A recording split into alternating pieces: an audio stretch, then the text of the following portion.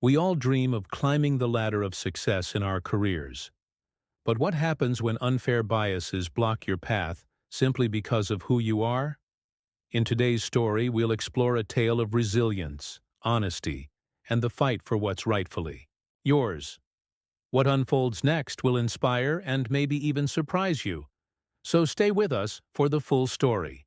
Before we dive in, tell us in the comments where you're watching from today. And if you believe in fairness and standing up for yourself, make sure to hit that like button and subscribe, so we can bring you more stories that matter. Maria loved her work. For 8 years, she had poured her heart and soul into GlobalTech Solutions, a large technology firm known across the city. She started as a junior analyst, fresh out of college, bright-eyed and eager to learn.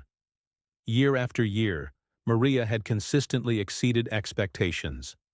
She wasn't just meeting her targets, she was smashing them. Her reports were always insightful, her presentations captivating, and her team projects always a success. Colleagues admired her work ethic, clients praised her dedication. She had that spark, that drive, that something special that you just can't teach. And everyone, even Maria herself, knew it. She was fluent in English and Spanish, which was a huge asset for GlobalTech, a company increasingly dealing with international markets. Maria's Latino heritage was something she was proud of, and often found it helped her connect with a diverse range of clients and understand different cultural perspectives, something increasingly valuable in global business. But despite all her accomplishments and her clear dedication, the higher rungs of the corporate ladder at GlobalTech seemed, well, out of reach. It wasn't spoken out loud, not in direct words, but Maria felt it. She sensed it in the subtle glances, the dismissive tones, and in the way her ideas were sometimes overlooked in meetings, only to be praised when voiced by someone else. Then came the opportunity. The position of senior project manager became vacant. It was a promotion Maria had been working towards almost unconsciously since the day she started. It was the natural next step. It was her time. The job description seemed tailor-made for her. Seeking a dynamic leader with excellent project management skills, international experience, and a proven track record of success. Maria chuckled softly as she read it. It could have been a description of her. With a renewed sense of purpose, Maria polished her resume, wrote a compelling cover letter highlighting her achievements and future vision, and confidently submitted her application. She spent days preparing for the interview, rehearsing answers to potential questions, and even researching the interview panel members to understand their priorities and perspectives. She wanted to leave no stone unturned. Finally, interview day arrived. Maria dressed professionally, took a deep breath, and walked into the conference room, her heart beating a little faster than usual, but filled with anticipation. The panel consisted of 3 people: Mr. Harrison, the head of HR, Ms. Davis, VP of Operations, and Mr. Thompson, the senior VP and the ultimate decision-maker for this role. Mr. Thompson, known for his old-fashioned views and rather stiff demeanor, made Maria a little nervous, but she remained professional and polite. The interview went smoothly. Maria answered all questions confidently, highlighting her relevant experience, her successful project deliveries, and her vision for the future of the department. She even spoke about her ability to bridge cultural gaps and her Spanish fluency, showcasing how valuable these skills were in GlobalTech's expanding global operations. She felt good walking out of that room, a strong sense of optimism bubbling within her. Days turned into a week, and then 2. Maria checked her email multiple times a day, waiting, hoping for the positive response. She tried to stay focused on her current tasks, but the senior project manager position lingered. In her mind, she had dared to dream, to hope, to finally believe that her hard work would be recognized. Then the email arrived. Subject: Update on senior project manager position. Her fingers trembled slightly as she clicked it open. She scanned the first paragraph, her breath catching in her throat. "Thank you for your interest in the senior project manager position. We appreciate you taking the time to interview with us. After careful consideration of all candidates, we have decided to offer the position to another applicant whose qualifications more closely align with the current needs of the team." "Another applicant?" Maria read it again. "Whose qualifications more closely align?" What did that even mean? She knew her qualifications were impeccable, her experience directly relevant, her performance consistently outstanding. A cold dread started to creep into her heart. She scrolled further down, the rest of the email a blur of polite corporate jargon, thanking her for her time and wishing her best in her future endeavors at GlobalTech. Future endeavors? What future endeavors? Disappointment washed over her, a heavy wave threatening to drown her optimism. She felt a lump forming in her throat, and her eyes started to sting. 8 years. 8 years of hard work, dedication, and sacrifice. For this? She slumped back in her chair, the email still open on her screen, feeling deflated and betrayed. She had really believed this was her chance. She had pictured herself in that role, leading projects, making bigger contributions, finally breaking them through that invisible ceiling. And now it was gone, snatched away.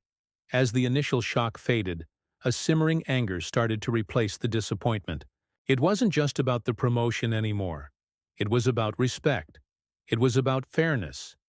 It was about being seen, truly seen, for her skills and her merits, and not just ignored or dismissed. Later that day, Maria decided to speak to her close friend and colleague, David. David had been at GlobalTech almost as long as she had, and he was known for his fairness and insightful opinions. They often grabbed coffee together during breaks and discussed work, life, everything. She met David in the break room, coffee cups in hand, her voice subdued as she narrated the whole situation, from applying for the promotion to receiving the rejection email. David listened intently, his expression turning increasingly concerned. "Maria, I'm so sorry," he said, when she finished, his voice gentle. "This is really unbelievable." Maria just sighed, taking a sip of her coffee. "I just don't understand, David. Who could be more qualified than me for this? Seriously, who?" David hesitated for a moment, looking around the break room, as if making sure no one was eavesdropping. He leaned in slightly, his voice low. "Maria, I heard something, unofficially of course, about who got the job." Maria raised her eyebrows, her curiosity piqued. "Who? Tell me." "It went to John Smith," David revealed quietly. Maria frowned. "John Smith? But he's only been with the company for 3 years. And okay, he's good, but his experience is not even close to mine, especially in international projects." "This makes no sense," David nodded grimly. "Exactly. It doesn't make sense on paper, Maria, but I heard it from someone in HR, a friend of mine, that Thompson. Mr. Thompson was very insistent on John. Apparently he said something along the lines of, 'We need someone who naturally fits the leadership role, and someone who will better connect with our existing team.'" Maria's eyes widened, understanding dawning in her mind. Naturally fits? Better connect? These weren't just vague corporate phrases. They were loaded words, coded words, words that spoke volumes without saying anything explicitly. "You think it was about race?" Maria asked, her voice barely above a whisper. The realization hit her like a cold splash of water. It made a sickening kind of sense. Mr. Thompson, old-fashioned, always seemed a bit distant with her, compared to her white colleagues. The subtle microaggressions she had sometimes noticed. It all started to click. David nodded, his face grim. "Maria, I don't want to say anything for sure without solid proof, but, honestly, based on what I heard and based on You know, things I've seen over the years, I think, yeah, I think it might be. A wave of anger, hot and intense, surged through Maria. Not disappointment this time, but pure, righteous anger.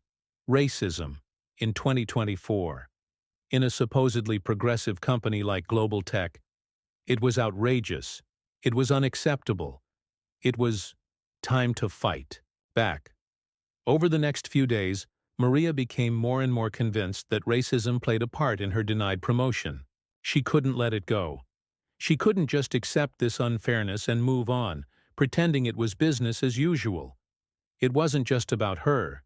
It was about principle, about justice, about not letting prejudice win. She started to document everything. She remembered all the instances of subtle bias she had faced over the years, things she had initially brushed aside as maybe just my imagination. Now, in retrospect, they painted a clear picture. The time her idea was dismissed in a meeting, and then praised when a male colleague repeated it. The time she was asked to explain things more simply when presenting to senior management, despite her presentations being clear and well-researched. The constant subtle feeling of being othered, of not quite belonging. She researched her company's HR policies and then expanded her research to federal laws against workplace discrimination, specifically the Equal Employment Opportunity Commission, or EEOC. The more she learned, the more determined she became. This wasn't right, and she had a right to fight it. She confided further in David, sharing her growing suspicions and her plan to file a complaint. David, though concerned about potential repercussions for her, fully supported her decision. "Maria, you're doing the right thing," he said firmly. "This has to stop, and if it happened to you, it's probably happened to others, and will continue to happen if no one speaks up." Taking a deep breath, Maria drafted a formal complaint to GlobalTech's HR department. She detailed her qualifications, highlighted her excellent performance record, pointed out John Smith's comparatively less experience, and described the coded language she had heard about the reasons for choosing him. She requested a fair and transparent review of the hiring process. Days went by with no response from HR. Maria felt ignored, dismissed, again. This strengthened her resolve. She decided to escalate. She prepared a formal charge of discrimination, to be filed with the EEOC. This was a significant step, a legal step. She knew it would be a long and potentially difficult process, but she was ready. Before officially filing with the EEOC, Maria, on David's suggestion, sought advice from an employment lawyer specializing in discrimination cases. The lawyer listened carefully to her story, reviewed her documentation, and nodded thoughtfully. "Maria, based on what you've told me and the initial information I've seen, you might have a strong case here," the lawyer said encouragingly. The "better fit" and "connect better" phrases, coupled with the selection of a less qualified candidate from a privileged group, it raises red flags. We need more evidence, but this is definitely worth pursuing. With the lawyer's validation and guidance, Maria officially filed her charge with the EEOC. The EEOC initiated an investigation. They contacted GlobalTech, requesting information about the hiring process for the senior project manager position, including interview records, candidate profiles, and the reasons for the selection decision. The atmosphere at GlobalTech became tense. Word of Maria's complaint spread through the office, whispered in corridors, hushed conversations in break rooms. Some colleagues were supportive, quietly encouraging Maria. Others were hesitant, afraid of being seen associating with someone making trouble. Mr. Thompson became noticeably colder and more distant towards Maria, barely acknowledging her existence. But Maria stood her ground. She focused on her work, performing her duties with professionalism and dedication, despite the added stress and the feeling of being under scrutiny. She refused to let the unfairness she faced diminish her performance or her spirit. The EEOC investigation took several months. They interviewed members of the hiring panel, reviewed company emails, and examined the qualifications of Maria and John Smith in detail. The lawyer advised Maria to gather any additional evidence she could, so Maria started to subtly ask colleagues who had been involved in similar promotion processes in the past if they had noticed any patterns of bias. To her surprise, several colleagues, some of whom were also from minority groups, confided in her. They shared their own stories of feeling unfairly overlooked, of seeing less qualified colleagues from privileged backgrounds being promoted ahead of them, and of a general boys' club mentality in senior management at GlobalTech. These accounts, though anecdotal individually, collectively formed a pattern, reinforcing Maria's claim. One day, Maria received a call from her lawyer. "Maria, we've got something," she said, her voice sounding optimistic. "The EEOC investigator has uncovered some internal emails between Mr. Thompson and Ms. Davis. Emails where they discussed candidates for the senior project manager role. And, well, let's just say the language they used about you is troubling." Maria's heart pounded as she listened to the lawyer describe the content of the emails. Mr. Thompson had explicitly stated his preference for a candidate who was more aligned with our company's traditional leadership and someone who wouldn't rock the boat too much. Ms. Davis had responded agreeing, adding that John Smith just has that natural leadership presence we're looking for.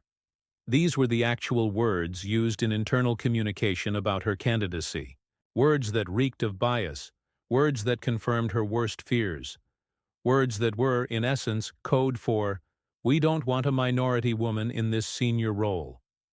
Armed with this crucial evidence, the EEOC investigator conducted further interviews, confronting Mr. Thompson and Ms. Davis with the emails. Initially, they tried to deny any discriminatory intent, claiming they were simply looking for the best fit for the team. But under persistent questioning and the undeniable evidence, in their own emails their defenses crumbled. Finally, the EEOC concluded its investigation and issued a finding: probable cause of discrimination against Maria Rodriguez. This was a significant victory. It meant the EEOC had found enough evidence to believe that discrimination had indeed occurred. They invited GlobalTech to enter into mediation to resolve the issue.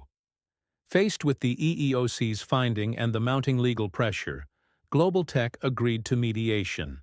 Maria, with her lawyer by her side, sat across the table from GlobalTech's representatives, including Mr. Harrison from HR and a company lawyer. Mr. Thompson and Ms. Davis were conspicuously absent. In the mediation, Maria stood firm. She wasn't just seeking the promotion, she was seeking accountability and a commitment from GlobalTech to change its discriminatory practices. After tense negotiations, a settlement was reached. GlobalTech agreed to 1. Immediately promote Maria to the senior project manager position, with retroactive pay to the date the position was originally filled. 2. Implement mandatory company-wide diversity and inclusion training for all employees, especially managers and senior leadership, focusing on unconscious bias and microaggressions. 3.